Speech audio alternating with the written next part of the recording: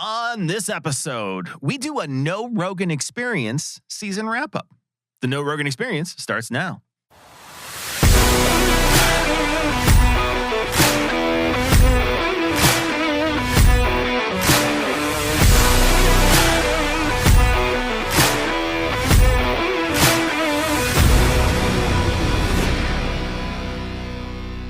Welcome back to the show. It's a show where two podcasters, now with 140 hours of Rogan experience, get to know Joe Rogan. It's a show for those who are curious about Joe Rogan, his guests, and their claims, as well as for anyone who wants to understand Joe's ever-growing media influence. I'm Cecil Cicirello, joined by Michael Marshall, and today we're going to be covering our own season wrap-up. And before we get to it, we got to thank our Area 51 All Access Pass patrons who've been with us all season.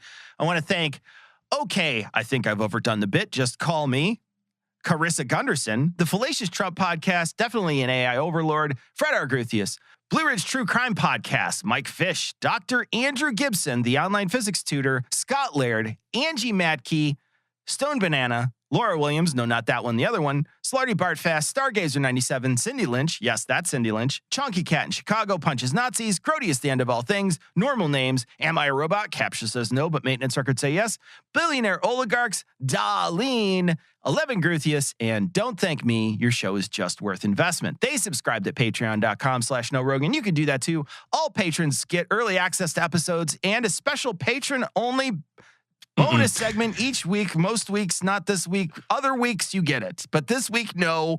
This is the only show that's coming out. And you can check it all out at patreon.com/NoRogan. And now, there is no main event. We're just going to jump right into it, Marsh. This is our season wrap-up. So we had a bunch of shows. Let me just refresh everyone's memory on the shows that we covered this season. Yeah. So we started out with Stefan Molyneux. We did Kash Patel, Bernie Sanders, Hal Puthoff, Mike Baker, Graham Linehan, Tom Segura, Candace Owens, Gary Brecka, Paul Saladino, Chris Rufo. We did a Lex Friedman interviews Joe Rogan. We did a J.D. Vance on Charlie Kirk's podcast, Greg Braden, Barry Weiss. We did a QED live show, 2 episodes of Elon Musk, Richard Lindzen and William Happer. We did Francis Foster and Konstantin Kisin from Trigonometry, and we ended the season with Mariana von Zeller. Oh. A very, very long and up and down season this time. It is, but when you recount it like that, God, that was a rough season we've done. Like, wow, we've gone through some pretty grim stuff. And I'm so glad that we ended with Mariana von Zeller, someone that we both objectively, actively liked and thought was pretty decent. Because God, there was some tricky times in there. The other thing I was thinking as well, how many episodes did we listen to but then realize there wasn't quite enough to do even as a bonus? There's so many of those that happen. I found myself, the other day I listened to another episode of Derek More Plates, More Dates. The entire episode, I listened all the way through. For no reason. I thought, we're not going to use this one, but I'm still interested. We did that as a bonus, I think, last month. Yeah. And it's wild. Joe had the same conversation with him about the same things and was surprised by the same things. He was like, the same answers. So it's amazing. Yeah. So we say we got 140 hours. We've got slightly more than 140 hours. We just have broadcasted like the 140 hours of stuff that we've actually analyzed. We've covered more than that. But yeah, good Lord. Yeah, there's I want to say in the future, I think it's important for us to find 1 or 2 shows a season where we're kind of just like, because Bernie Sanders was an episode, and so was Mariana von Zeller. And I feel like both of those, there's not a lot of harm in those. It makes you feel like, okay, I realize at the end of the Mariana von Zeller and at the end of Bernie Sanders that after it's all over, Joe's going to go back to the same way he was before. It's not like he's changed his mind at all, but at least for a few moments, you get a reprieve, right? Yeah, it's that kind of Simpsons thing. It's that kind of sitcom thing where the characters have gone on a journey, but they're back where they started, and they'll start the next episode from exactly where they previously were, and nothing has changed. Exactly. That is kind of it. Although Joe has had an arc, and that arc is not bending towards justice. That's the moral arc of the Joe Rogan universe is bending in the wrong direction for my taste. Yeah, for sure. I did a couple of lists just to see sort of who the guests were and where they fit. And one of the tags really stands out. I looked at millionaires. I thought, well, how many millionaires does he have on? And so I want to read off the millionaires, or at least the possible millionaires, because there's a couple on here I can't find their net worth, but it's almost certain that they have millions of dollars. Those would be Kash Patel, Bernie Sanders, Tom Segura, Candace Owens, Gary Brecka, Paul Saladino, Greg Braden, Barry Weiss, Elon Musk, of course, and possibly Mike Baker and Graham Linehan. So a good portion of the people who fairly confident that Graham Linehan is not a millionaire anymore. He has had some rough times. But he's certainly been high up in there. Yeah. Yeah, I would imagine that at a certain point in his past, he certainly has had quite a bit of money because he had all those very famous sitcoms that he was like part of. Yeah, I mean, I think the thing is, British sitcoms and Irish sitcoms are gonna pay way less than American sitcoms. So, like, he didn't make it. I'd be surprised if he made like American sitcom money out of Father Ted, for example, or the IT Crowd. But, you know, both those, certainly the IT Crowd has been syndicated in various other countries around the world. So that would have been pretty lucrative. I think his direction since then has been far less lucrative.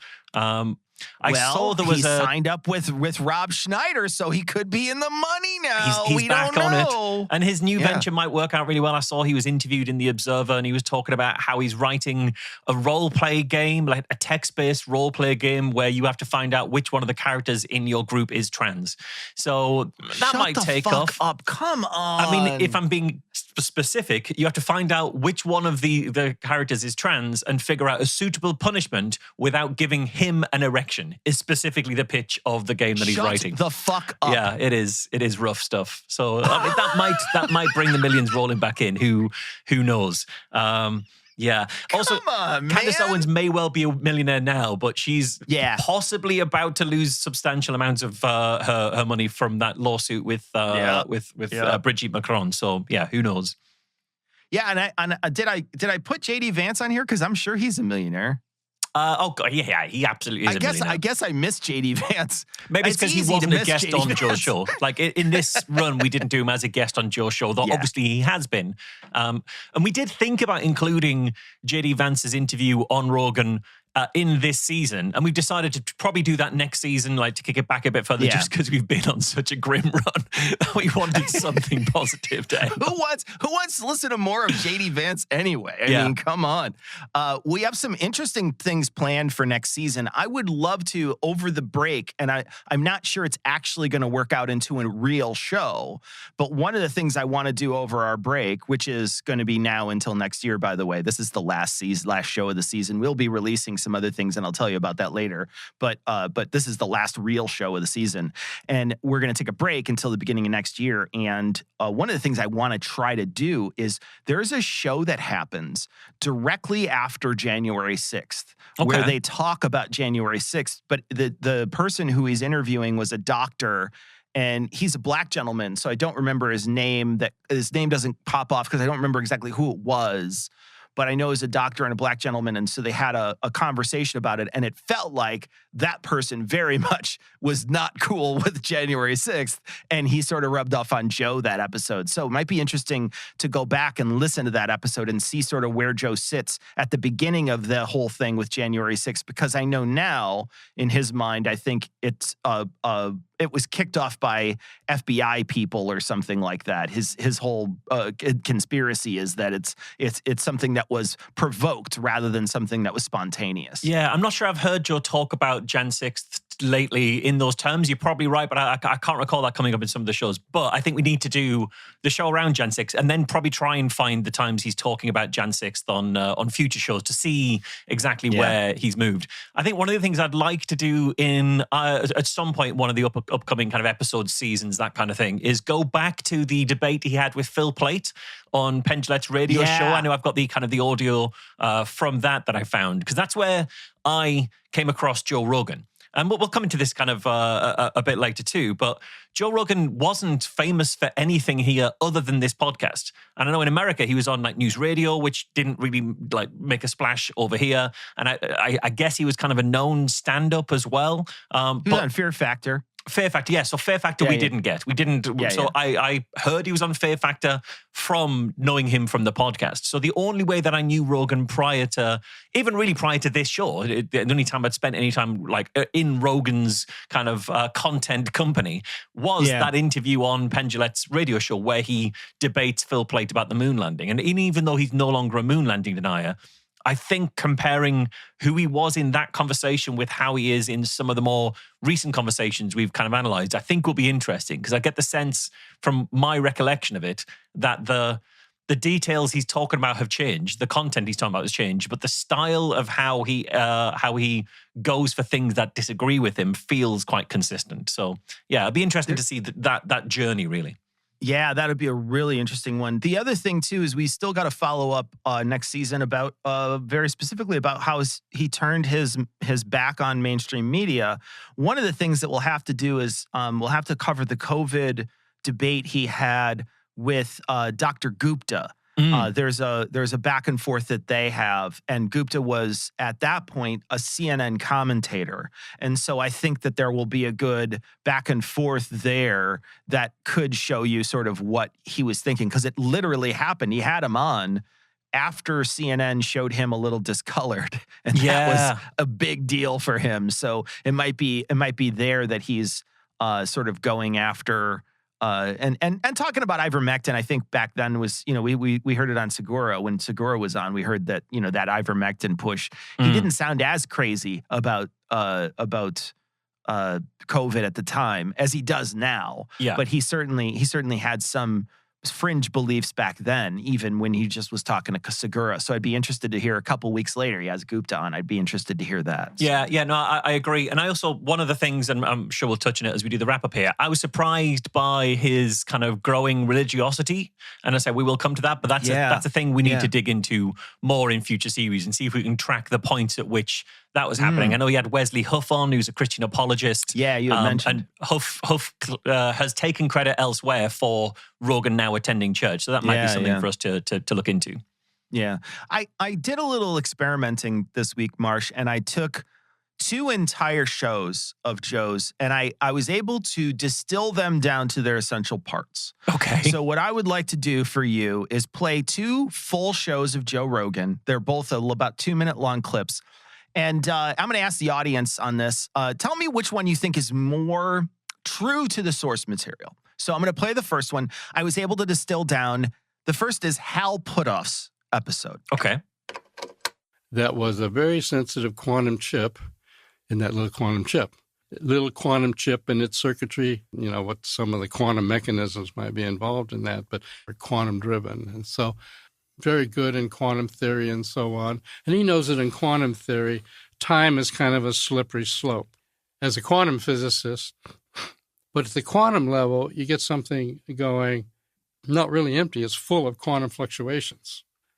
What's the energy density of those quantum fluctuations? Quantum fluctuations. Universe is full of quantum fluctuations, quantum entanglement, quantum communications. Quantum communications down into the quantum levels and recognize that there are some additional quantum processes, but you would still have a quantum signal, but you still have an underlying quantum aspect to it. But this quantum communication... How would you encode the information quantumly? Signaling at the quantum level can only be detected by quantum devices. Quantum devices can detect these quantum communication signals, quantum processes, quantum signals. Mechanisms for detecting quantum signals, sub-rosa quantum communication stuff. It turned out that quantum detectors were, and now because of quantum computing, to be used in quantum computing, so I said, okay, well, we now know there's so-called quantum entanglement, which is that things seem to be connected at a quantum level across great distances. And so the easy answer is, well, it must be quantum entanglement. But, that's just words. It doesn't really It's got to be some new field, some quantum aspect that we don't understand yet. It is just words. Absolutely. Just words. It's just words. The second one, Marsh, here's the second one. This one's a little shorter. This is Greg Braden's episode. Our humanness, our empathy, sympathy, to replace our humanness, to express our humanness, replacing our humanness with technology. Humanness. And we're about to give our humanness away to the technology.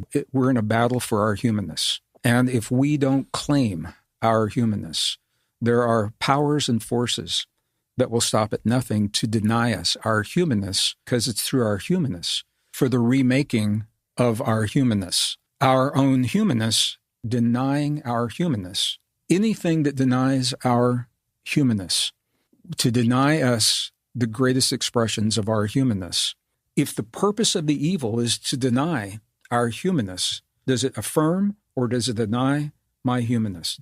As to whether or not we will give our humanness away to technology, do we love ourselves enough to accept the gift of our humanness and what it means, of what happens when we give our humanness away and we believe that we are a flawed species, and in that humanness, when we accept our ability that, maybe we wake up our humanness and we accept, I'm advocating for our humanness, for our divinity, for our love. Joe, I'm advocating for our humanness.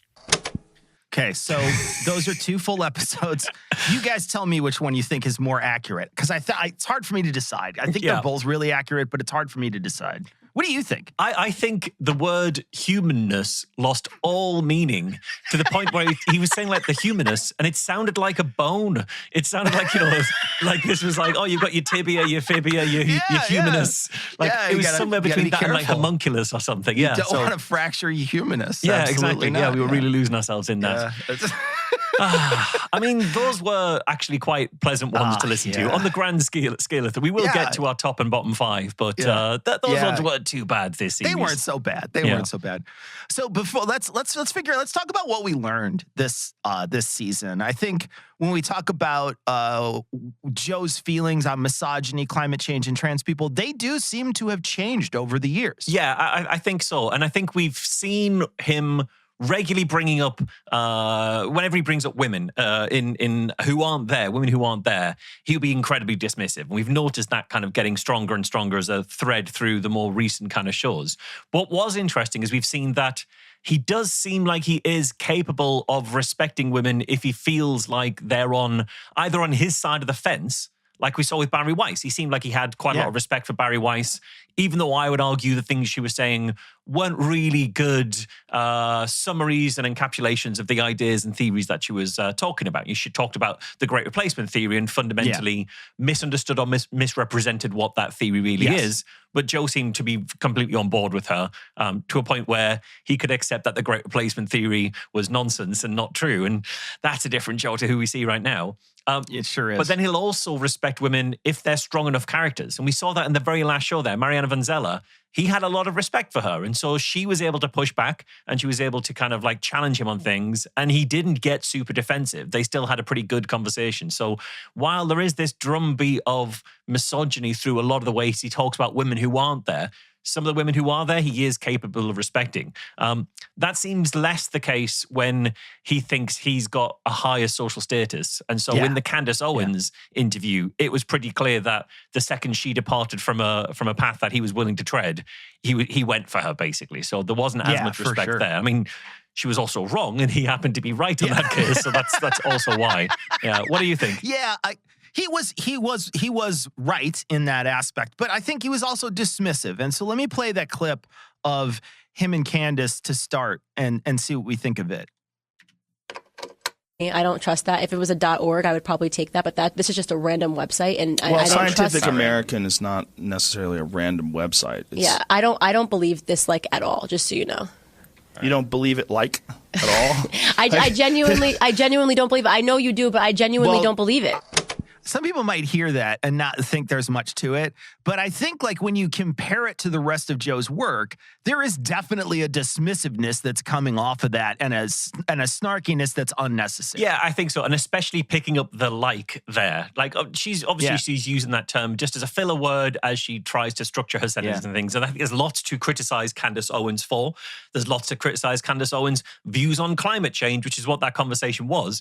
But the bit to criticize it there isn't that she didn't believe it like at all. That was very much Joe being a bit shitty towards her. And I don't think he does that to a guy he respects. And there's another clip I have. This one's from Rufo when we did the Rufo episode. And this is Joe recounting a woman who was talking about disrespecting trans people. And Josh Hawley, a senator, was questioning her during a congressional hearing. You saw that woman who talked to Josh Hawley, and he was asking, I think it was like, can men get their periods? And she is actually laughing. I just want to point out what you're saying is transphobic and opens up trans people to violence. Like what? I think she was a Stanford law professor.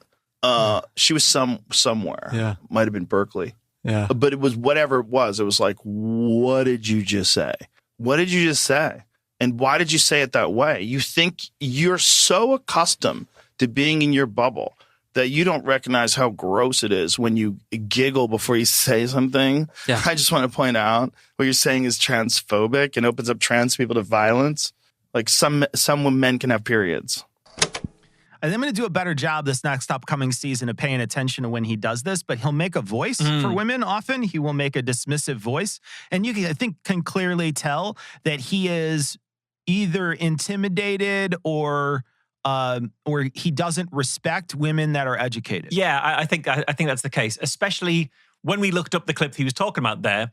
She does laugh as she's getting into that response to Josh Hawley. But what she's laughing at is the fact that the question he asked is a very obvious gotcha question. Yeah. And she's very clearly, when you see the clip, she's laughing at how obviously he's trying to trap her in this culture war talking point. And then she avoids being trapped by pointing out that what you're doing is just engaging in transphobic culture war stuff. That's what she's laughing about, as to how obvious this guy is trying to trap her. But Joe doesn't pick up on that at all because he doesn't respect women. So he assumes the worst in all of those situations. And we've seen that, so many times. That's a great example of it. Yeah.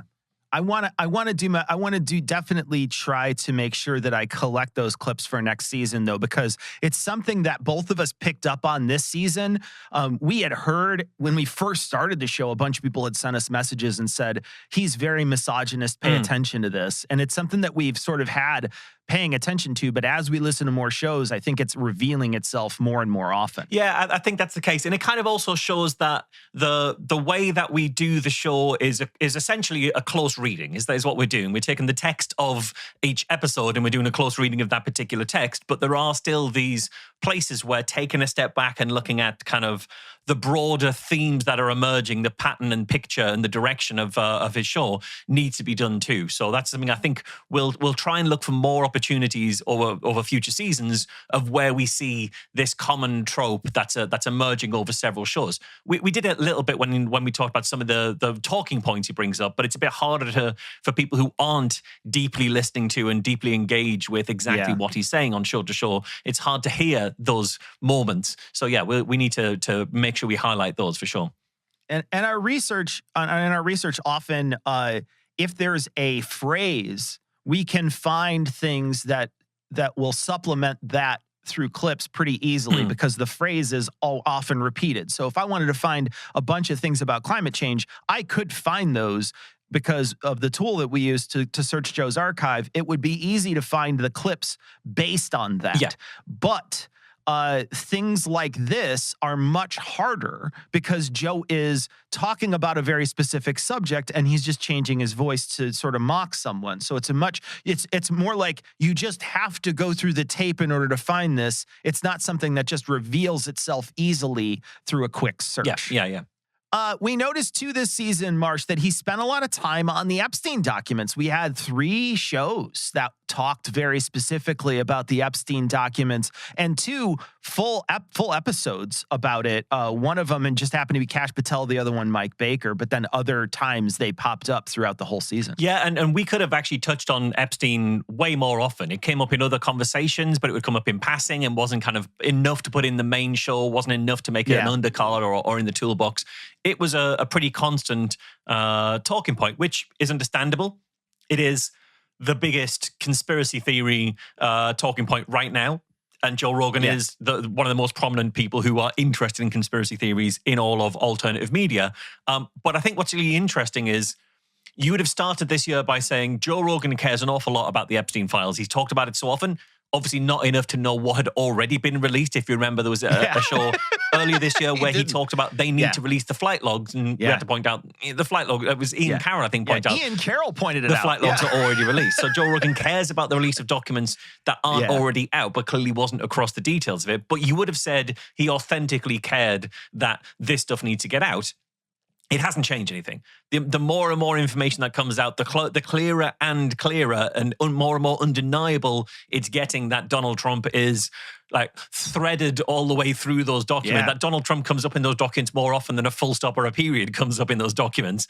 That hasn't changed Joe's mind at all. So he's interested in the Epstein stuff, but not actually what the implications of it really are or what it means about the people that he supports and is interested in. So it shows that this is still it's that thing of superficial interest in conspiracy theory. He likes it because it's different. He likes it because it's non-mainstream.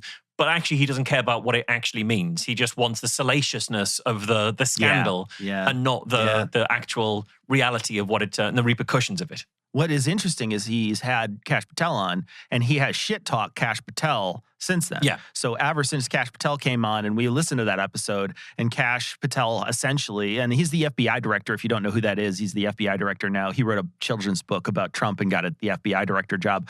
And so he's a guy who is running the FBI and came on Joe's show and essentially said there's nothing there. And Joe has been mocking him, not to his face, obviously. He didn't say anything to his face, but then afterwards, he's been mocking him about it. And that's interesting because we know that he's been mocking him. But one of the things and it'd be interesting to see if I can maybe find this thread. There was a report recently that showed that that the Department of Justice spent $850,000 in overtime for FBI agents to redact those documents with Trump's name. Yeah. So there's a lot of redaction that has gone on, and I'd be curious to follow that thread through to see if he eventually even talks about that. Does he even bring that up? Because he had the guy on who lied to his face and said there's nothing there, and now he knows that, and now he like you suggest, he hasn't really dug into the real part of this, which is some really powerful people are involved in this. Instead, it's sort of this salaciousness that sort of orbits it. That's what he really wants to pay attention to. Yeah, and we know that he's not sincerely, deeply interested in what those documents actually reveal about what was happening with Epstein and the various people in his orbit. Because when Kash Patel was on the show, that was when Elon Trump tweeted that Donald Trump is in the Epstein files. That came out live while Kash was on the show. And Kash said, I'm not touching that. That's above my pay grade. Yeah, that's above my pay grade. As the director of the FBI, and at no point did Joe Rogan say, it literally isn't above your pay grade. It's literally your job, it's like mate. your job. What are you doing? Especially when... Why would argue? When Kash had spent time saying, if anyone has any intel, we will chase down every single line, every single email, everything. Just send it to us and we will look over it. Except Elon Musk's tweet. I won't touch that if it's got the word Trump in it. And now people, as you say, being paid to redact things from those files. So for sure. We also covered what we thought might be a really interesting sort of Saul of Tarsus into Paul the Apostle moment where Joe maybe fell away from mainstream media because of him finding out that CNN had done a story on him. And so it was right afterwards, and it was the Tom Segura episode. And we found that while it did upset him and it did sort of tune him up, it wasn't enough in that episode to point to his complete detachment from mainstream media. So we still have to do some follow-up on that. Yeah. And I think it's one of those ones where there isn't going to be one single moment where he leaves the mainstream, but there'll be a series of pushes. And that was a major push. And so, we'll listen to that more in the future for sure.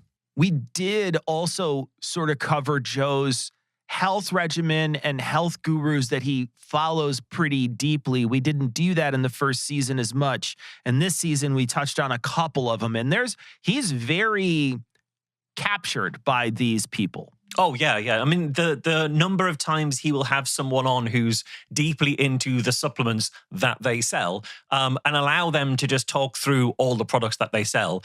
It's really remarkable. He had a guy, when he had Gary Brecker on, there's actually a great article about Gary Brecker that Jonathan Jarry just published at McGill University. It's worth checking out, looking into exactly how much money Gary Brecker has made from all of this kind of stuff. And the numbers are eye-watering.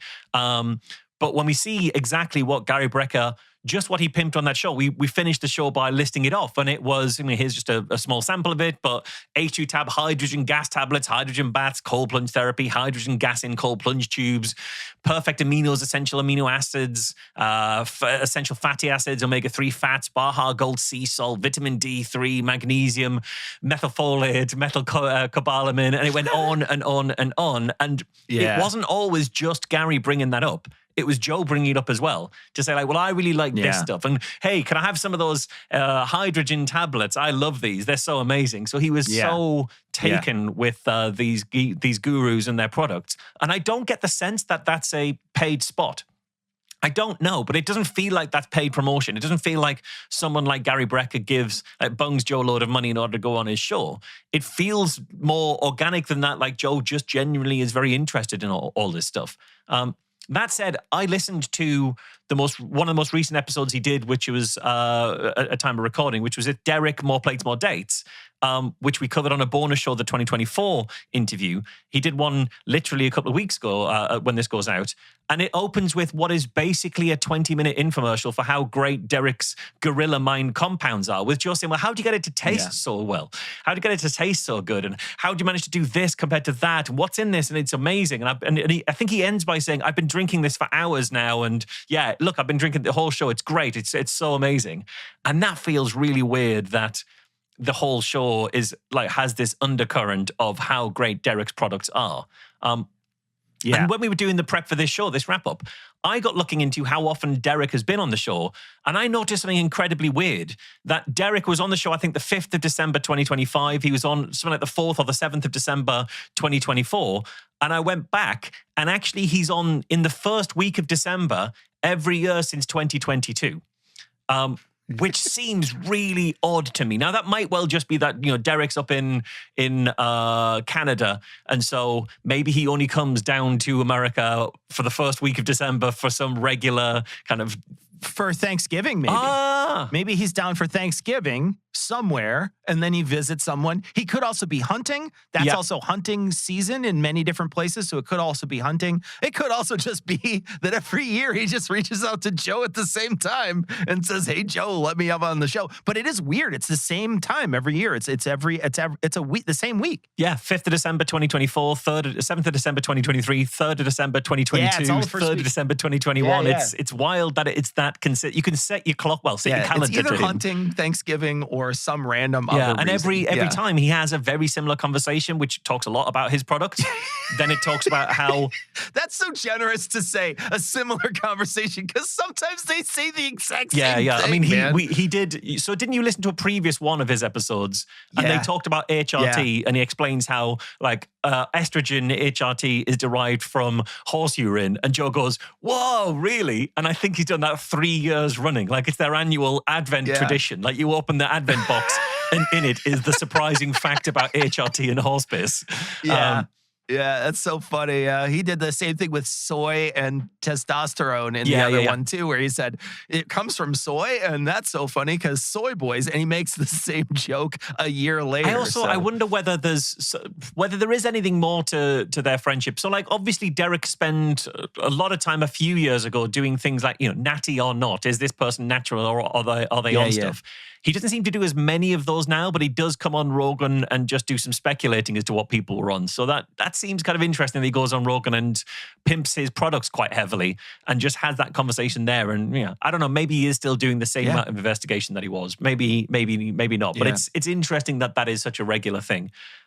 We've also found that Joe is not a fan of eating raw liver, though he will pretend to be until you give him an out in the middle of the conversation. That Paul Saladino. Yeah, there's a moment when he eats that raw liver. So this is Paul Saladino was on, and he says to Joe, "Would you like to eat some raw liver?" And Joe says, "Sure." And Joe takes it, and you could just sort of hear that that sort of sound. So he says he eats it, and then he's like, "Oh, it's fine. I would definitely cook it." Yeah, he says something like, "It's not as bad as I thought it was going to be," which is not. It's good. And then later he talks about how you can make it more palatable. So there are ways of making it more palatable. Then it's like, okay, so you hated it, but you didn't dare say that to your mate. We listened to Joe get interviewed by Lex Friedman. That was more of a fun show than anything else. We both really enjoyed how that entire interview started out, where he asked Joe if he thinks about mortality at I think the first moment of that show after he shreds on the guitar, which was just something else. It's incredibly cringe. Yeah, completely. Yeah. And then we also we covered Elon Musk for 2 full episodes this time, and in one of them, you really found out that Elon Musk does not like homeless people, like at all. My goodness. Yeah, there is some seriously rough stuff in that. I was surprised that was a 2-parter, but as we were listening through it, there was no way we couldn't split it into 2 shows. It was such a huge amount of stuff.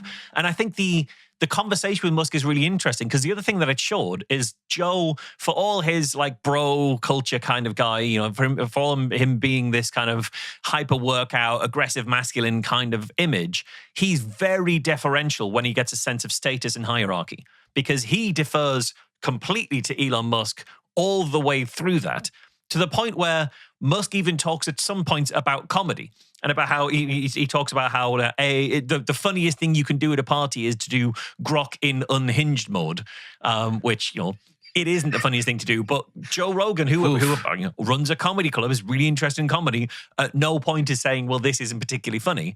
And even to the point where Musk tells a joke to Rogan, and it's possibly the worst delivery of any joke I've ever heard.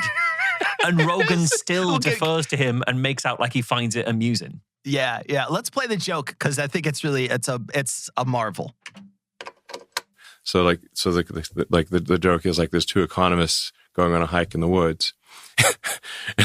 They come across a pile of shit, and one economist says to the other, "I'll pay you $100 to eat that shit."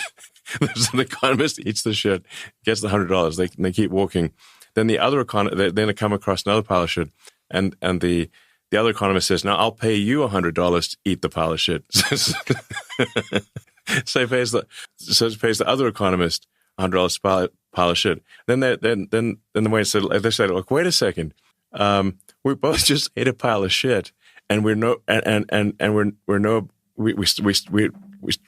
have any more extra money. Like we both, you just gave the $100 back to me, and we both ate a pile of shit. This doesn't make any sense."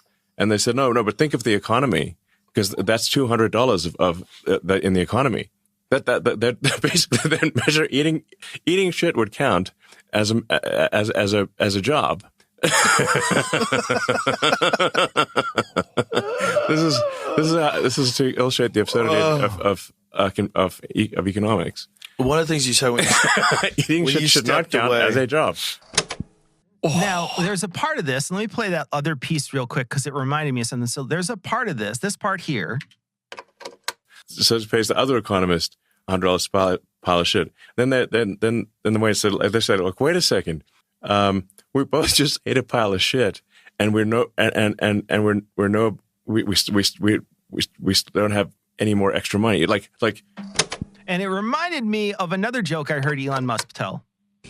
Have you ever had a dream that you want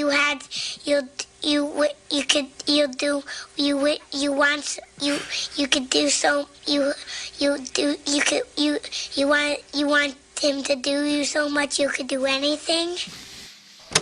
Yeah, that's yeah, Oh, God, it's so rough. And obviously, it says a lot about Elon Musk. He doesn't fundamentally understand what comedy is. He's laughing in the middle of his setup at each different part of his premise. Ain't that true? You've Wow. invented the premise there. It's not funny that you brought that premise there. But Joe, at the end, laughs. And he laughs at it and he goes, oh, as if he's found that funny. Now, there is no universe in which Joe Rogan thinks that is a funny joke, a good joke, a well-told joke, or anything like that. That is Joe just deferring to status. I don't imagine if Candace Owens had tried to tell a joke in that same format, Joe would have responded like that was a genuinely funny joke. So I think there is deference there. Yeah. And we also saw he defers to Bernie Sanders quite a lot. As Bernie is doing a lot of stuff. There's some stuff that he doesn't, and he pushes back a little bit when it comes to like climate change and stuff like that. And Bernie figures out a way to avoid having that conversation. But compare that sense of status with, for example, how Lex treats Joe in the conversation on the two conversations we've heard, one on Joe's show, one on Lex's show, where it's very clear the status is in the opposite direction. And there's a moment in the Konstantin Kisin and Francis Foster interview where it's really clear which direction the status in the room is, and everyone's aware of it. And I think we've got a clip of that here, I think. Yeah. Joe, hope I'm not being impolite. Have you got any of those cigars we always smoke? Yeah, I would love a cigar. Let's go, baby. It's a weird thing to ask to be. These are really good. I should have said, if you offer us a cigar, we'll accept one. Come on, man. Thanks, All you have to man. do is please. Thanks, we bro. have a big-ass humidor. There is a I didn't lighter bring my lighter, over there somewhere, right here. Bonobo chimps are very interesting like that as well. I love that. Sorry, I left that piece in. I'm so glad you left Bonobo line in.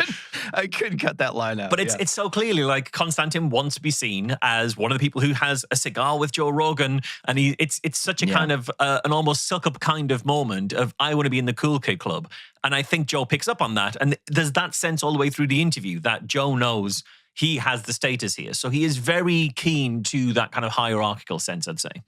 The other thing that came up, and this came up so often, immigration was a huge talking point all the way through this series.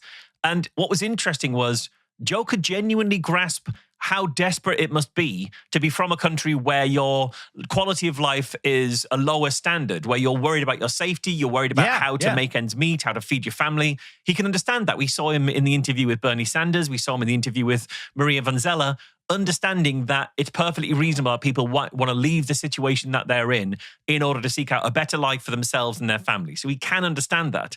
Except in other conversations, his natural leanings just anchor him firmly back to quite extremist positions. That's what we saw with Elon Musk. You know, now it's this sense of immigrants are these scary things that it's ruining America, that it's overtaking democracy, to a point where he now endorses the Great Replacement theory. When he talks to Elon Musk, he's talking about the Great Replacement theory, about how immigrants are being moved into cities deliberately in order to overwhelm democracy, to change the congressional districting, things like that. Even though when we covered the Barry Weiss interview, she explains the Great Replacement theory. She explains it badly, but she does explain it. And Joe appreciates that that isn't true.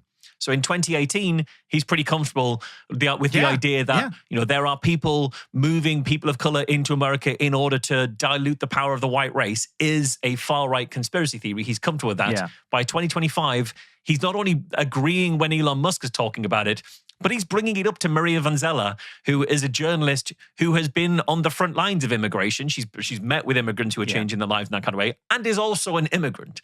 Obviously, he has the same conversation with Elon Musk, who's an immigrant, but Elon Musk's immigrant status never comes up in that conversation. Yeah, Never. What is interesting, too, is that I have heard him in a couple of different spots say things, even when people seem anti-immigration, although not with Musk, but with other people, he will bring up if I was somewhere else, I would try to come here too. I have heard him say that when there have been people who I think are anti-immigration he will sometimes say those types of things. And often those people, and Joe could easily be placated with a simple sentence like, but they need to do it the right way. And I think that's a real easy way for them to hand wave away anybody's real struggles by just saying, well, you didn't do it correctly and therefore you don't deserve it. And so that is a very common theme that I've seen multiple times on Joe's show. And what I really liked about Mariana Van Zeller is she tells a story of someone who literally does the right thing and gets thrown out, and her mother dies because she couldn't get her proper prescription medicine in the place where they sent her. And so it's a whole story that she tells on that episode. And so you get an opportunity to see Joe get cornered in that, where he's like, well, they need to do it right. And then she says, well, they do it right, and they still throw him out. And then he's stuck and has to say, well, that's wrong. Yeah, and it just does go to show that Joe's filter, his lens for accessing facts about the world, is fundamentally skewed and broken. You know, he gets it all from Twitter and from even though when he talks to Derek at More Plates, More Dates in the most recent show, he talks about how he doesn't use Twitter. Actually, I leave my phone on Do Not Disturb. I'd like to have a kind of a dumb phone. I don't really like to use it too much. I don't spend any time on it. I don't really use WhatsApp or anything. But then he talks about how he does have a WhatsApp group that his friends sends him awful stuff on Twitter. And we know he does that because he talks about Twitter. That. So he will at the same time say, I'm not using it, but then it will be his main access point. And it's pretty clear that access point doesn't have a great deal of real information about actual lives of immigrants in there. It's only got the propaganda. And that's why he has this incredibly skewed view. And speaking of propaganda, there's been a lot of sort of anti-woke misinformation that's popped out this year. One thing that we focused on multiple times is the claim that Joe keeps making that there's been 12,000 people arrested in the UK for for posts on social media. So it's essentially misinformation about how people have been arrested. We've debunked it multiple times. There's two different places you could go to listen to it in this last season. But I want to play a compilation because this is a talking point that Joe brings up quite a bit. You're seeing a complete, total attack on one of the most fundamental principles of the Western world, which is your ability to express yourself and your ability to call out that you think that the policies that are being implemented in your country are destructive. That's people have always been able to do that. These people are not calling for violence. They're being arrested for wild things. People are being arrested for liking posts. They're being some people were investigated for viewing posts. 12,000 people arrested by the police in the UK, the same place that just implemented digital ID. I mean, this is an Orwell nightmare coming to life right in front of our face. Well, England's just submitted to it. They just submitted to digital ID. Oh, yeah. Yeah, these motherfuckers are pushing digital ID on these people. And once they do digital ID, they're going to attach it to a social credit score. They're going to attach it to a carbon footprint score. And then they'll be able to control your movement and control you entirely. And most importantly, they've already arrested 12,000 people for social media posts. That's insane. Above and beyond every other country. Like, what are you guys doing? They've arrested 12,000 people this year for social media posts. Isn't that insane? Yeah, and counting. Like, it's getting really weird in the UK. 12,000 arrests this year for social media posts about immigration, and now they want everybody to have a digital license ID. for that meme, mate. Yeah, it's getting really weird.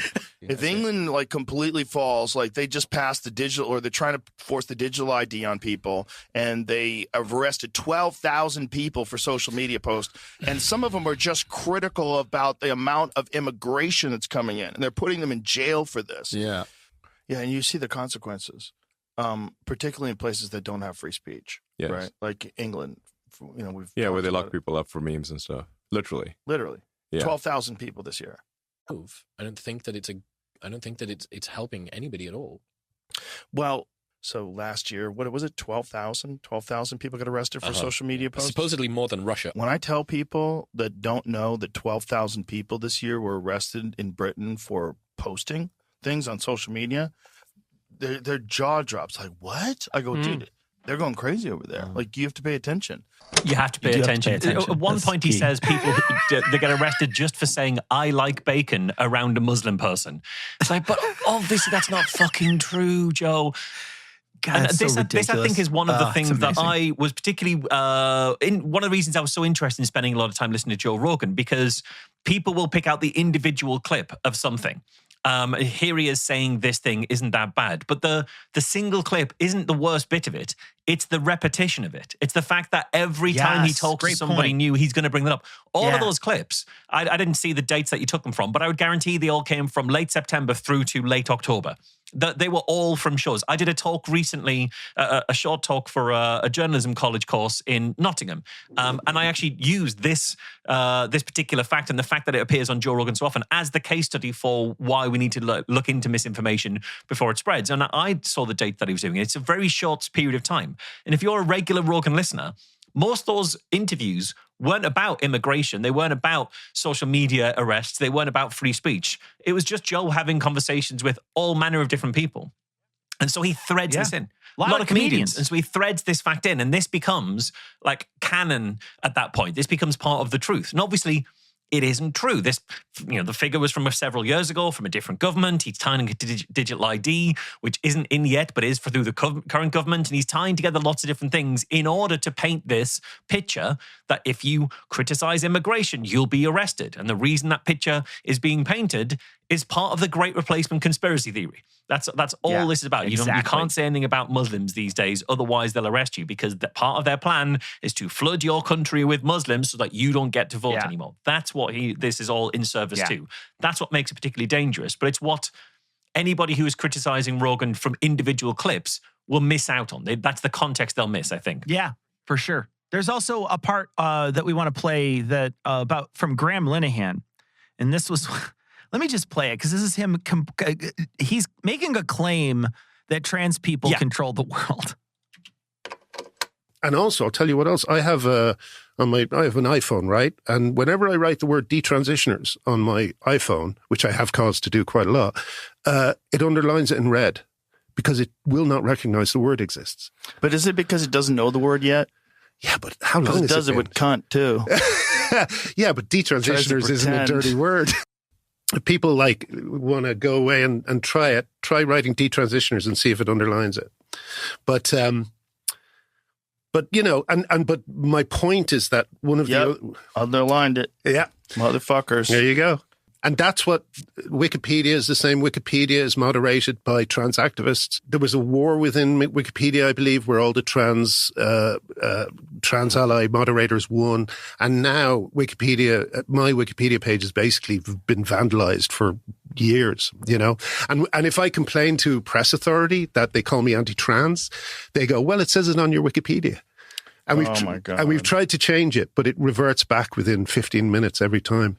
So if anyone would like to do a class action suit against Wikipedia, I'd love to be involved if that ever. The trans thing has come up a lot as well from kind of manipulation by these tech guys who a lot of whom identify as trans. So we're living in a world now where, like the underlying detransitioner, they are controlling what we think is normal and what we think is unusual. And it's so wild. It's so wild. Like Alex Jones makes the same point about like a lot of tech companies, places like Wikipedia, Spotify, things like that, being all run by trans people. That's how far Graham Linehan has got, that he's agreeing with Alex Jones on this.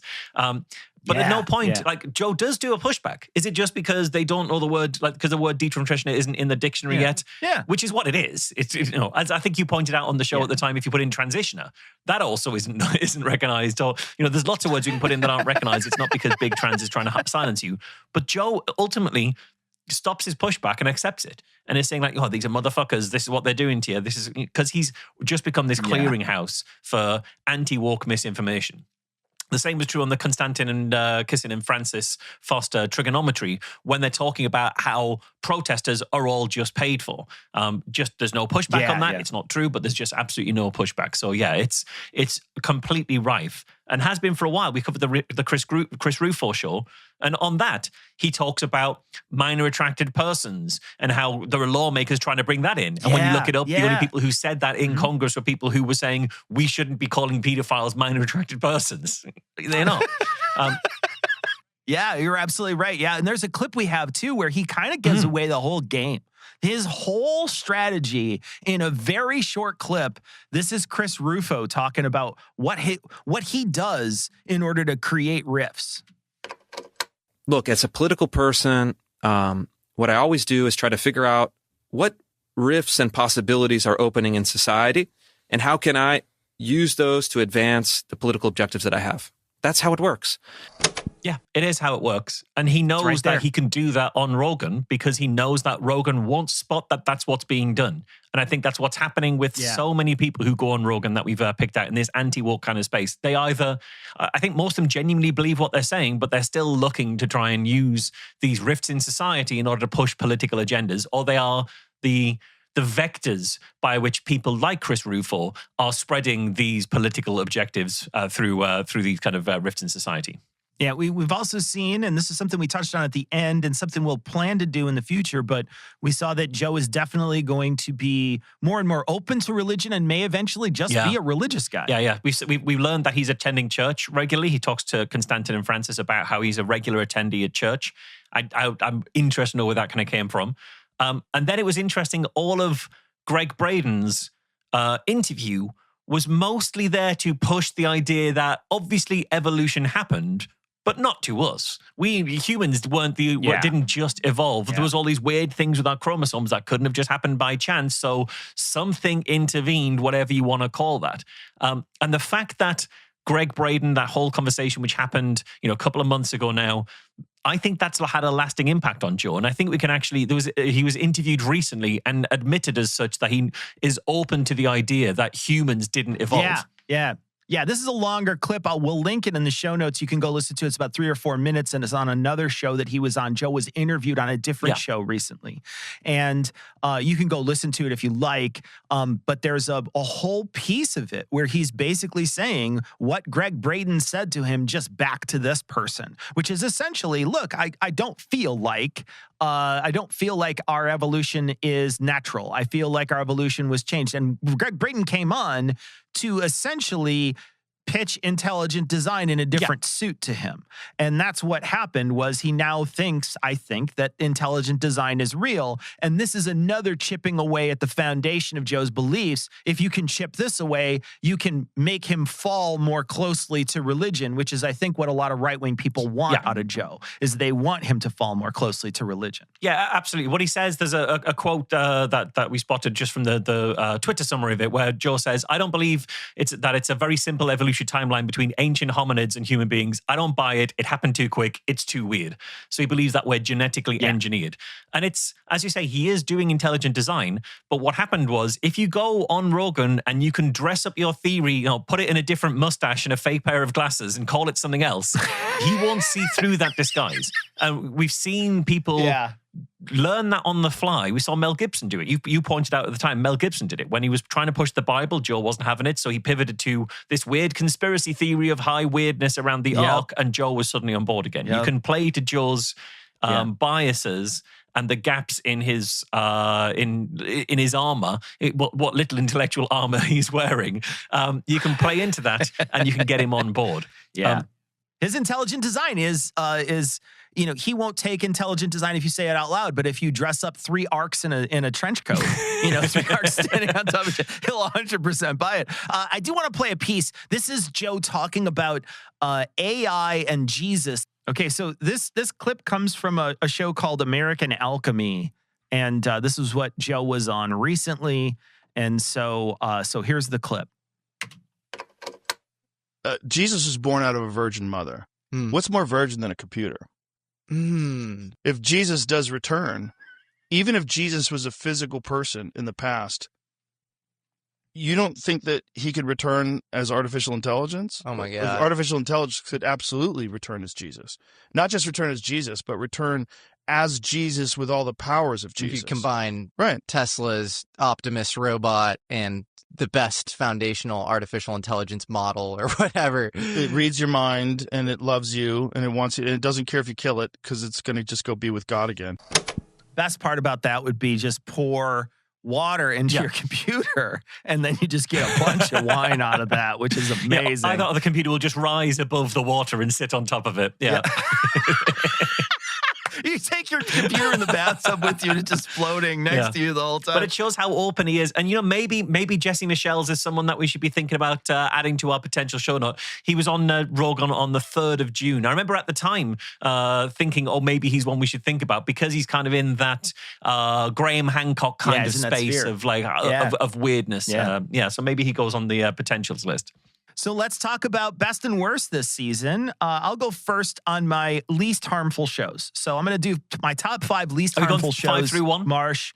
Yeah, I'll go 5 through 1. So I'm going to start with Lex Friedman interviewing Joe Rogan was the 5th least harmful thing. I think when I think about it, the reason why I think it could be somewhat harmful is I think that these guys selling themselves as just average dudes is harmful to everybody. They're not just average dudes, but they just have an average dude conversation here, which could trick people. But it's not that bad because they don't talk about a ton of stuff that's really awful. Yeah, I had the same one as a 5. It's 2 guys who I wouldn't pay to listen to it. I wouldn't spend a lot of my time listening to it. But if it was that the whole time, we wouldn't be doing this as a show, if that's kind of what they were all about. So my number 4 was Barry Weiss. And I say that because I think Barry Weiss actually had while she did flub really badly what the Great Replacement Theory was, I think she did talk a lot about anti-Semitism in a way that helped me understand some really deep, interesting points about anti-Semitism. But it's bad enough where you're still saying it's not great that she messed up the Great Replacement Theory. So I'm not as high on that as the least harmful, but it certainly is one of them for me. Yeah, I couldn't have her in the top 5 for that reason. I think there's I know it's a big one for you. It is a big one, and I think it's to fundamentally misunderstand the version of anti-Semitism. As she wrote a book about it, I think it misinforms Joe's audience, and I think that's a bad thing at a time when we see such a huge rise in anti-Semitism. Yeah.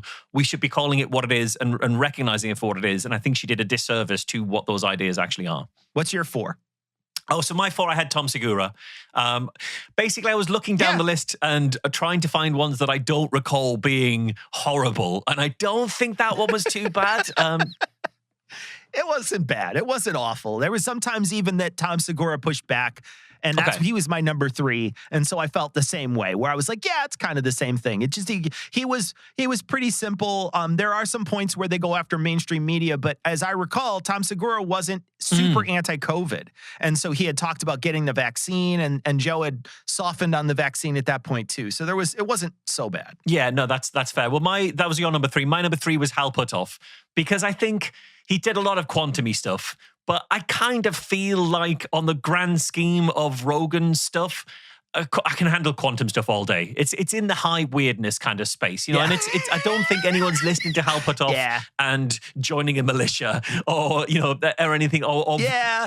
Scientology, though, is my big thing. It's like he's kind of pushing Scientology in that thing because he's talking about a bunch of Scientologists. So that's why I was like, Scientology is pretty dangerous. That is fair. I did forget how I kept pointing out that everyone he mentioned was a Scientologist. These days, this and Quint. If the worst we had was Scientology, I could take it. So I know for sure our last 2 and 1 are Bernie Sanders and Mariana von Zeller. They were both wonderful to listen to. Enjoyed both those shows. So, we need to do more of those in the future, buddy. Yeah, they were a salve. They were a balm for what we've been through. Yeah. So most dangerous shows. Why don't you go first? So number 5, I put Chris Rufo. I think he is a pretty malevolent force. A lot of the people who come on Rogan, I'm loath to say that I don't believe they believe what they're saying. I think they're pretty honest in the sense that these are positions they genuinely hold, and they're not trying to be cynical and manipulative. I don't think that's true of Chris Rufo. I think he knows full well what he's doing. Yeah. He even admits it, as you say in the clip that we played, that he's there to provoke, to find these rifts in society, to grow those rifts in society, and to use those to a political end. And I think there is something really sinister about that. And I think you can actually draw a line from Chris Rufo into many of the panics that became hugely influential political topics and had a play in your elections and things. So I think he was a pretty harmful guy for that reason. Yep. Drag Queen Story Hour, man. They talked about it. Much of that episode was Drag Queen Story Hour, and you couldn't get away from it. I haven't heard much about Drag Queen Story Hour since then, but you sure as heck heard about it leading up to it. For my number 5, I chose Candace Owens. I think Candace Owens came on and is so disingenuous, but then also very, you could tell that there was several things that she either didn't believe or didn't think a lot about, but definitely knew that she had to say. And climate change is one of those things that she knew she had to say. And so I just think in her disingenuousness is one of those things that really irks me, because she came on the largest podcast in the world to essentially lie to people. And that to me is really gross and disgusting. And so that one was one that really felt pretty and especially too, because much of the stuff she's doing is she's talking to a white audience about Black issues as if she were somebody who stands more on the side of what most people would consider racism. And that is something I think that is really, and she's speaking to, I mean, genuinely, mostly a white male audience. So she's echoing the points that they are getting through dog whistles back to them. And I think that that's pretty dangerous. Yeah, sort of saying there's no to say any white guilt don't have it, Black people have it absolutely fine. Yeah, I could see that. Yeah. She didn't make my top 5, but I could certainly see why she did. My number 4 was Lindsay and Happer. It was the Dick and Bill, the CO2 coalition, because. Climate change is the crisis of the global crisis of our time, and they're just trying to undermine any efforts to understand it and undermine any efforts to fight against it. And they're pushing at an open goal with Joe Rogan. And as we saw when he was talking to Candace Owens back in 2018, this wasn't an open goal. He was on the side of climate change. He understood that it was a serious threat. And so along the way, he's been turned around on that. And how far he's been turned around was evidenced by him sitting down with those two guys and the stuff that he was saying that was so far away, so far removed from scientific accuracy, to an audience that's huge at a time when climate change is something we should all be spending a lot of our time and energy on. I think that's incredibly dangerous. Yeah, they were my number 3, and Cruz Rufo was my number 4, so we flipped around a little bit. But yeah, I'm right there with you on both of these. And I put Lindsay and Happer over Rufo because I think, just like you, this is one of these crazy things that we don't follow through on anything when it comes to climate change, and we just keep watching it get worse and worse and worse. And it's one of these things that Joe has taken up as a pet project that is really disturbing. And they very clearly are pro-carbon, because I think that there is, we talked about it on the show, there's definitely some financial links there. And so you can see that they are pro-carbon specifically because of financial links. And mostly what Joe will talk about when he complains about green energy is the financial links. And then he has the CO2 coalition guys on to talk about how great CO2 is. So genuinely terrible, spreading misinformation on essentially a global level. It's awful. And what was your number 3? Because mine was Lindsay and Happer. What was your number 3? I had Graham Linehan because of how far how far he went, how far removed from reality he is, and how directly it is affecting it, like named individuals, specific people, a minority group, a vulnerable group. I think Joe already is bad on trans stuff. It comes up all the time, but this was about as bad as we've ever heard Joe be on those issues. So yeah, I think I had to put Linehan in there. That's a great pick. Because he was particularly egregious, and an open door, no pushback. The tiniest amount at like one single point, and I think it was talking about people who transition, who pass. I think that they argued back and forth about what if somebody passes, should they be allowed in a bathroom? But it was such a tiny, small little portion, and also very focused on how males perceive people, that it was gross and disgusting anyway. And so it was really genuinely a bad conversation. 100% agree. I had for my number 2, Elon Musk.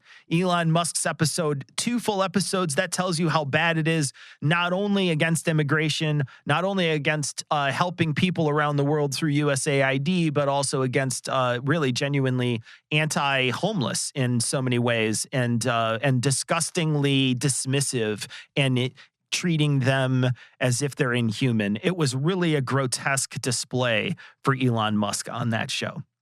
Yeah, no, I agree. I put Musk number 1 for that reason. Just the amount of stuff we had to wade through. It was hours and hours of stuff, and it was so far out on so many issues. And he has so much power. and so much influence that he had to be my number one. He pipped Gary Brecker. So I had Gary Brecker as number two just because of the wild breadth of his health advice, his supplement advice, the full extent of what he was saying in terms of if you have these particular issues, you need to get these tests, you need to have these supplements, you need to have, go to pay for this incredibly expensive test here, go and get a hyperbaric oxygen chamber and a grounding mat to prevent you getting electronic interference and stuff. It was all of the pseudoscience, and he was anchoring it to people's conditions as well. So I had him in number two, but Musk was number one for me. Yeah, number one for me was J.D. Vance on Kirk's show. And the reason why wasn't so much the content, but the fact that there was, and the content was bad, don't get me wrong, the content was terrible.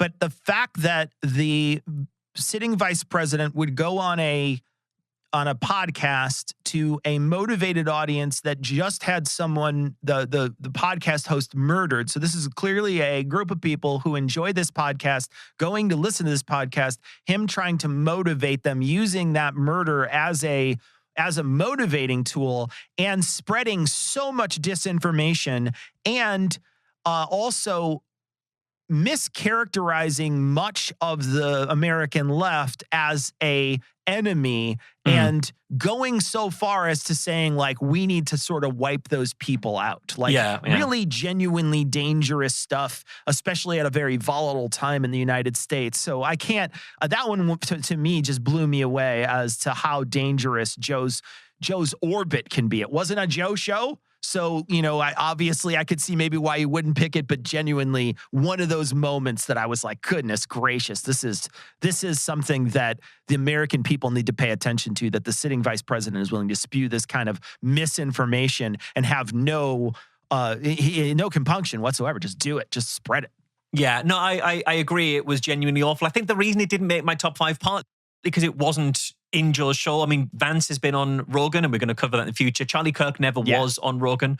I also think, while it's awful that the vice president was doing it and doing it from the White House, in a way, nothing in it surprised me, and I don't think anything in it would have surprised the audience he was speaking to, which was Charlie Kirk's audience. And I don't think it would have changed anybody who was watching it either. I think this is... J.D. Vance isn't a good person. That audience, by and large, aren't good people. And this was them celebrating how bad they actually are. But so maybe that's why I didn't make the top five. But I think maybe I might feel differently if I were based in America and these were my... You are a little far away from it too, Marsh. All right, so we want to read some patron questions. Remember, next season, if you want to be one of these patrons who asks a question, you could always become a patron. That is, we put a ton of work into the show. So if you think the show is worth it every week, the monthly charge that people get is $5. We say it's $1 a show, and you can come and become a patron and get all the extra bonus content we put out. That is per week. We put out an extra show every. It's essentially an extra show. It's like 30 to 40 minutes of an extra show every week, based on the person who was on. And then we also have higher tiers where people get full bonus shows, and then they also get an opportunity to vote on certain things, et cetera, et cetera. It's a whole patron community. We'd love to have you. And if you want to ask a question next season, this is a great opportunity for you to become a patron over the Christmas season and join our Patreon. And then you get an opportunity to ask these questions like these wonderful patrons, which we're going to read now. So Moo Inc. for your supper.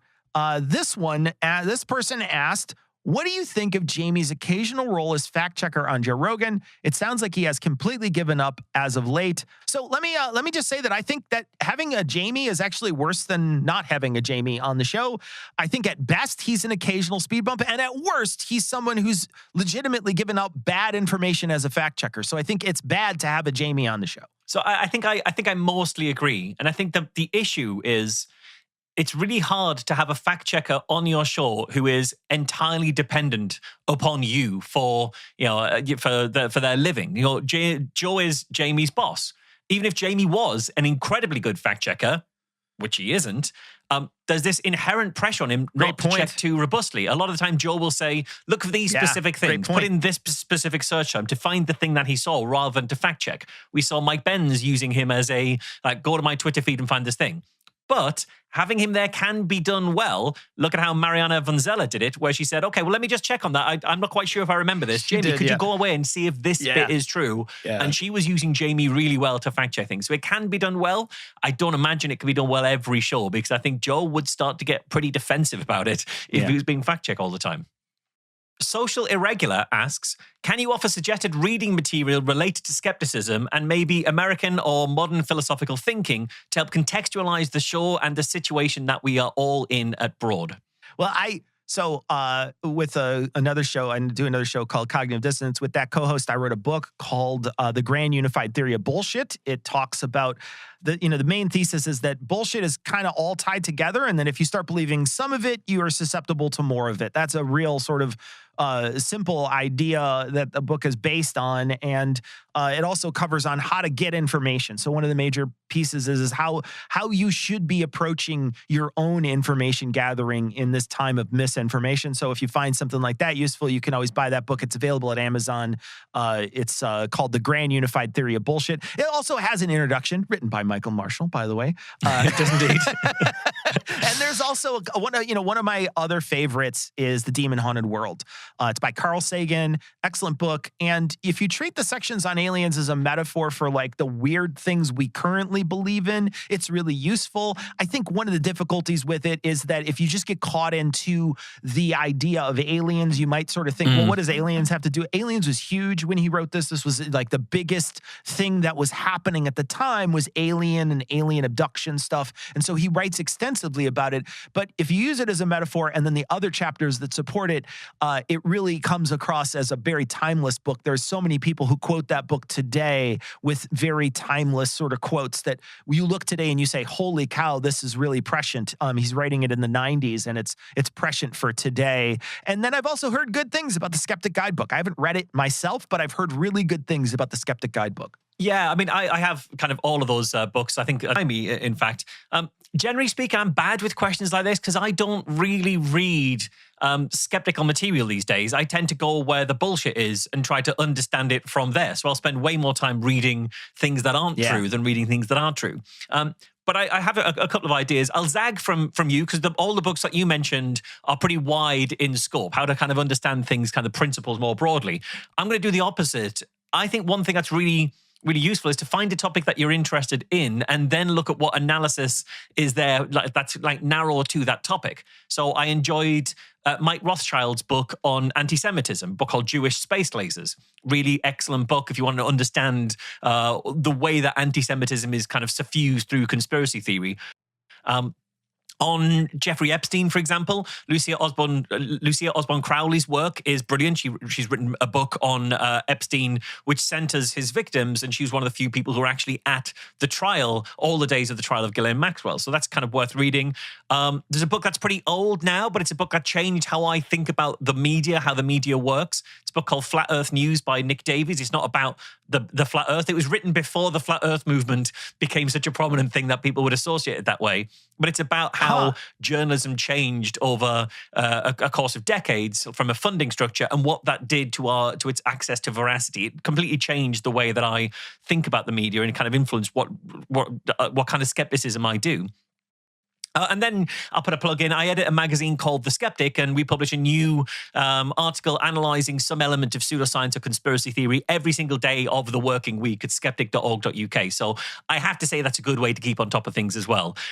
Some of those articles are available as a podcast form, but it's like a digest of some articles from the last 5 years rather than the most up to date. So the best way to stay up to date on the magazine is to go to the website on a regular basis. So Matthew Maxon asks, is Joe just chasing conservative bucks, or does he actually like MAGA and MAGA-leaning people and things and the things that are coming out of their mouth? And I am not sure myself that money is his motivation for his bad beliefs. I think it has more, and this is something we touched on, it has more about him being shamed publicly for moral positions, and he's trying to confirm his biases that make him look right and therefore make him look moral. And I think that is more of a motivator for him than just chasing money. I think that money is irrelevant in that case. Yeah, I mean, even if it wasn't irrelevant, I think he doesn't need MAGA help in getting money. You know, he's really well stacked from his audience size. He's got his sponsors. His sponsors must bring a huge amount in. I don't imagine he went down in income after he left Spotify, but if he did, it wouldn't have been so appreciable that he kind of notices. There's certainly nothing in his life that makes it sound like he struggles for money. And arguably, I think he'd make more money if he didn't keep pandering to these right-wing figures. Like, his audience doesn't really love when he has a lot of these right-wing figures on. If you go to his Reddit, if you go to his YouTube comments, there's a lot of pushback when he has certain people on. So I think this is just who he is now. I think he's trained his lens to show him certain things. His Twitter feed is curated in a certain way to show him a skewed version of reality. And this is what he's turned himself into. I don't think it's cynical. This is just what Joe is these days, unfortunately. So Dave Egan asks, thinking back to when you started and what you thought you would find, is there anything that surprised you, Cecil? Yeah, I think, I thought when we first started that Joe would be much less malleable. I thought he had a lot more hard stances, but he pretty much believes exactly, or at least closely, to whatever the person sitting across him believes, and he doesn't really push him on anything, although he will shit talk those people when they aren't there. So we saw this with Kash Patel. He doesn't really push him on anything until he leaves, and then he shit talks him. And he does the same thing with Bernie, by the way. I mean, he did push Bernie a little bit, but he shit talked Bernie after he left, too. And last season he did the same thing with Douglas Murray as well. Yeah, absolutely. I'd agree. I think I expected Joe to be more cynical in his beliefs. Like, I assumed initially that he was more tactical or calculating about what he was saying, that he'd have more of an agenda, or that he himself would be more responsible directly for false claims. But what I've kind of come to think is, like, he really does just seem to regurgitate what that he sees and what he hears. And in a way, that's so much worse. He'll find this one small thing online and then he'll amplify it unchecked to millions of people, and it won't be true. Yeah. Kyle Jenkins asks, I'd be curious to hear you two put together a biography of who Joe is. Knowing his background and history would help me understand where he's coming from and anchor him as a human and not just a conspiracy theorist wacko. Keep up the good work. Always excited to get notifications that the next episode came out. Thanks, Kyle. Yeah, that's great. Thanks so much, Kyle. Maybe it is something we'll do at some point, to really look at where Joe came from and what made him who he is. Like I was saying earlier, my knowledge of Joe is almost exclusively just from this show, other than that time he yelled at Phil Plait about the moon landing, which we're going to cover. But he wasn't a TV star in the UK. He was never known as a comedian. So he only really came to exist in the UK consciousness because of this podcast. So actually, I'd be interested in figuring out a bit more about his backstory. Maybe we will try and do a bit about that. Theo asked or said, I've noticed instances where Cecil and Marsh have said things that aren't true or not informed. And I'm not just talking about where you're being snarky. Why should we trust you instead of Joe Rogan and his guests? Okay, Theo, I disagree about not informed. Thank you very much. I think we put a lot of work into the show, and we do a lot each episode. I don't think it's uninformed. I think maybe you might disagree with some of it, but that doesn't necessarily mean it's not informed. I don't think you're going to find something that's sort of the font of all truth in the world. I think that's very difficult. People make mistakes, so I don't think you're going to be able to find somebody who can only tell you the truth. But I want to address your question. So that being said, I think that the biggest thing is sort of a question of scale. How often is there something that isn't factually correct on our show versus something that's factually correct on Joe's show? Could you maybe start a podcast fact-checking our fact-check? Would that work? Because that's what we do. We fact-check Joe Rogan, and we find a ton of stuff every week. So much we have to cut much of it from the show. We can't even include it all. So I think it's a question of scale in some way. And I think the other thing is that does the factoid that you may disagree with change the nature of the argument? So, for instance, I know from Theo's previous comments that he doesn't like our segment on homelessness. I don't think that Elon was wrong because of the numbers that he was saying, and Theo and I disagree on some of the numbers. Elon's not wrong because I think he's wrong on the numbers. I think Elon Musk is wrong because he has no solution for homelessness. Elon Musk, what he wants to do is he wants to take all the money that is given to people because he says, he says in California they give all this money to homelessness and it hasn't fixed the problem. So to Elon Musk, that money is wasted. We shouldn't spend it. Well, that's a bad way to to think about how to fix homelessness, because what it does is just exacerbate the problem, and it doesn't have any solutions. Elon Musk's solution is give that money to people who have businesses. And that doesn't do anything except for just give rich people more money. So Elon Musk doesn't have a solution for homelessness. Elon Musk's solution is to give the money to rich business owners. And I think that if you think about what the main focus of the argument is, I think you and I, Theo, are probably more on the same side, whether or not we agree about the specifics of that argument. Yeah, I think that's true. And I think I'd agree that we're not infallible. You know, sometimes we're going to make mistakes. I'm going to make errors throughout this. I'm going to try not to do that, but I am going to do that from time to time. But it can sometimes be about the type of errors that we make. Like I know for certain that at one point, I went back and checked my notes, and I'd said that the Gospel of Matthew came first of the Synoptic Gospels. And then other ones were copying that. And that was an error because Mark came first, not Matthew. That was me misremembering my Catholic school upbringing, my education at the time.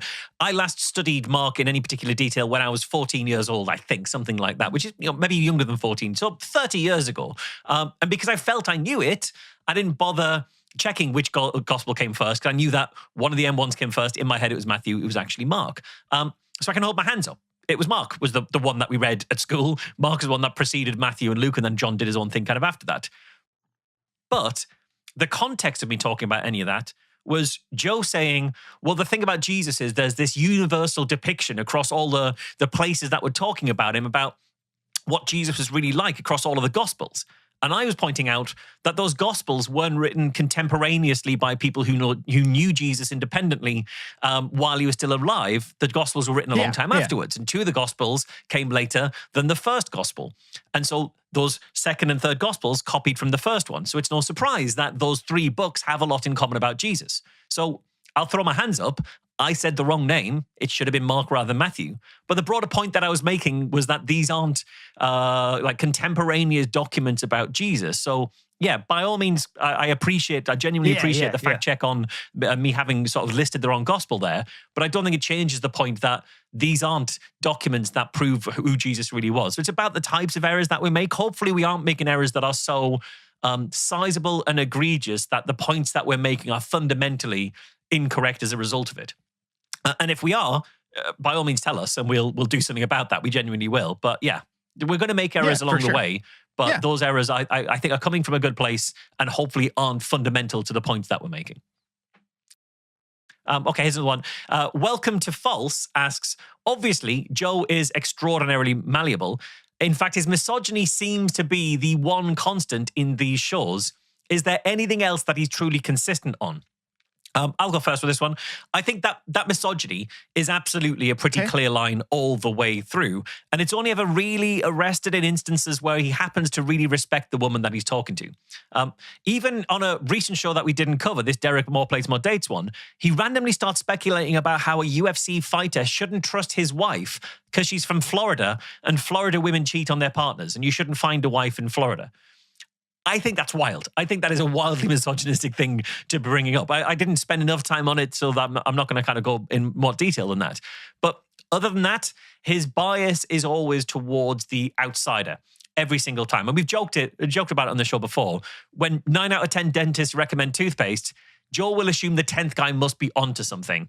Yeah. And that's really dangerous when you take that complete outlier and then elevate them to an international platform as if they are authoritative spokespeople for a point or for reality. Yeah. That's one of the pieces too that you have to is a consistent piece of Joe.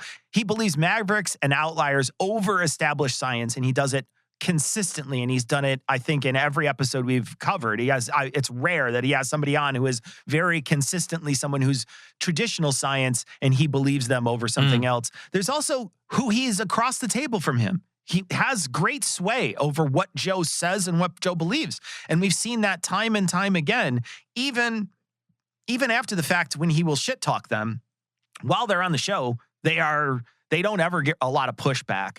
And then there's another thread that really comes through and is something that we've noticed. His supplementation. That guy supplements and works out a lot, and he talks a lot about those things. And that is something that is a constant in Joe's shows. It's there's almost always something that needs to be said about Joe's routine or what Joe's and bow taking. hunting. That's a constant as well. Any opportunity to bow bow hunting hunting, is he'll be also talking about it. Yeah. That's come out quite a bit.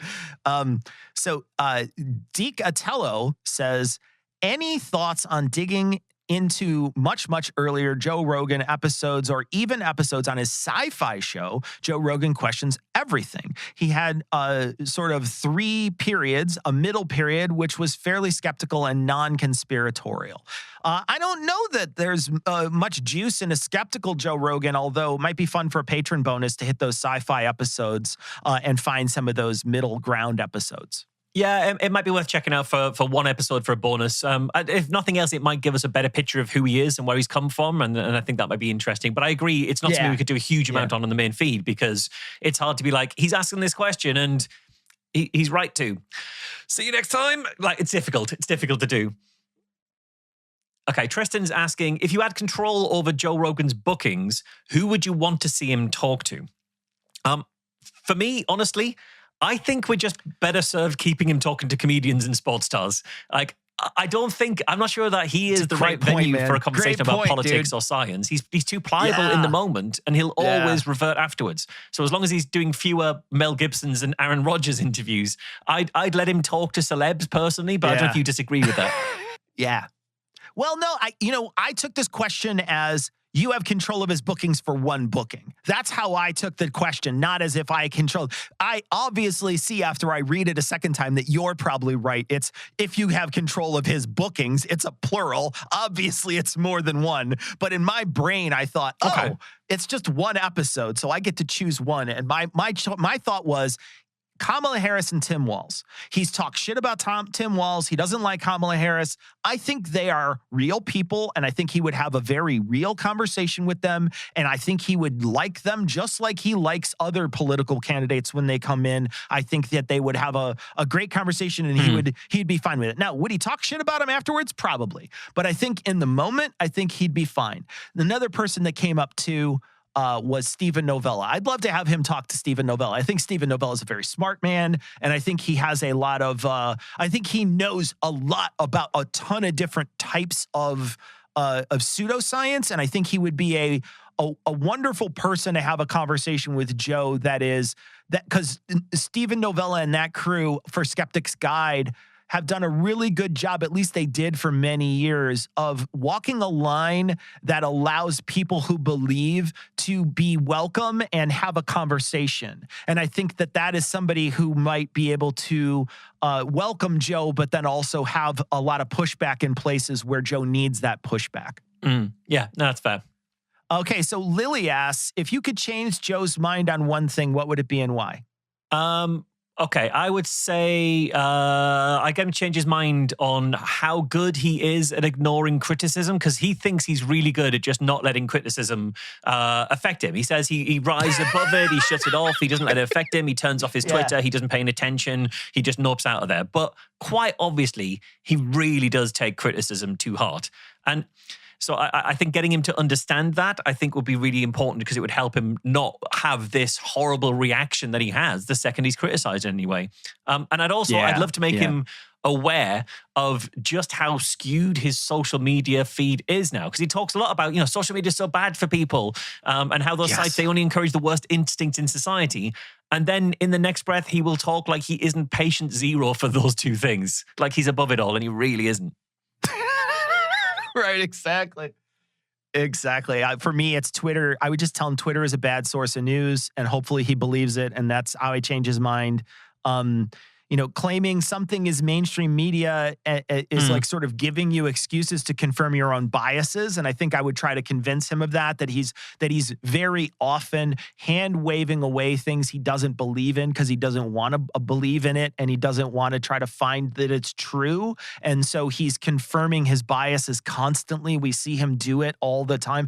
Pretty much every single episode could have a a toolbox that is confirmation bias. It could almost certainly every single episode have it. And he does it all the time. And I think if you could just teach him that, stop for a second, let's see if we can find multiple sources. Let's see if we're actually right on this. That might be useful for Joe to try to learn how to do something like that. Justin Ross asks, sorry if I missed this earlier, but has anyone from your show contacted JRE to possibly highly unlikely get on JRE? Yeah, no, so we haven't. And honestly, I don't know that it would be a good idea for us to necessarily do that. It's certainly, I don't think it would be a good idea for the two of us to go on Joe Rogan, for example. Joe Rogan is incredibly thin-skinned when it comes to criticism. Just look about how he keeps talking about that CNN interview, about him taking ivermectin, and then look at what happened after that interview and where it sent him for years. I don't think there is any version of us being in a room with Joe Rogan on his show where he isn't extremely defensive and, mean with it. And I don't think that'd be a recipe for anything productive. I could be wrong, but that's kind of how I feel about it. Yeah, I'm right there with you. I don't feel like it's not anything that either of us are interested in. He's not a type of person who I would want to have a conversation with pretty much ever. I don't think it would be much I could change his mind on. And I think that it would probably be hostile, and that's not useful to either of us. So the last question here is Gen X Nerd, Elias Keats, Anna Frogs, Smith Victory asks, have you gotten any indication that Joe Rogan is aware of this podcast? If so, can and will you tell us the details? We have not heard him say anything at all, nor have we heard anybody in his orbit say anything. On occasion, we'll get posted on like a Reddit for like his subreddit. Someone will post our stuff. And we thank everybody who posts us on Reddit, by the way, because it almost always seems to garner a larger group of people who come find the show and listen to it afterwards. So we want to thank everybody who helps share the show on Reddit, especially in places where Joe Rogan's show gets brought up, but it's not a Joe Rogan sub. So it might be something like, when his quote gets in a large, like maybe the UFC or some other place where somebody quotes something, people will say, hey, you should check the show out. And they'll list it in the comments and people will be like, oh, cool show. And then they'll go and listen to it. And we find that is actually a good boost. But we have not seen that in places where Joe talks about the show, and I haven't seen it in people that sort of are in Joe's orbit mentioning it at all. So I don't think so yet, but I wonder if it's going to be a lot like with the Knowledge Fight guys, where there clearly is he clearly finds out about it, but he talks around it all the time and never actually mentions it. Yeah, I mean, I think the thing is there's so many people who react to Joe Rogan stuff, a lot of them who are completely praising of him. There's entire podcasts that exist just to talk about how great Joe Rogan was this week. So I suspect he probably just has a blanket, I'm not engaging with anything that is commentary on this stuff, unless it ends up in the mainstream news, and then it'll hurt his feelings quite extraordinarily.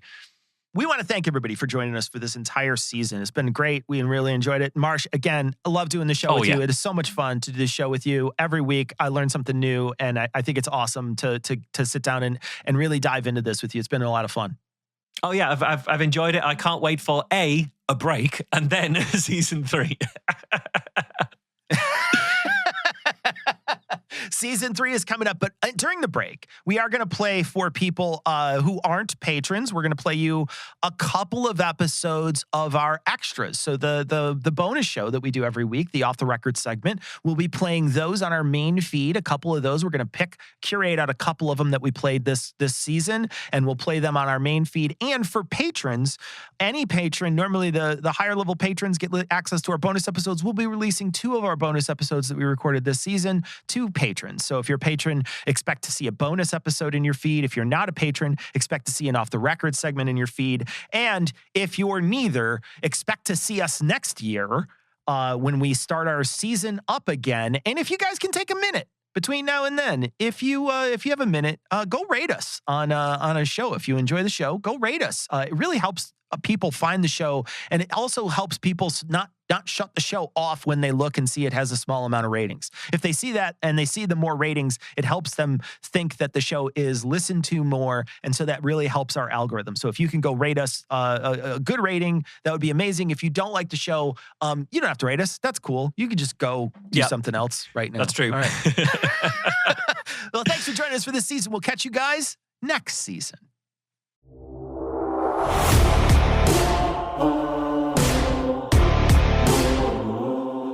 If you love the show, please rate and share it. If you want want to get in touch with us, become a patron, or check out the show notes, go to knowrogan.com.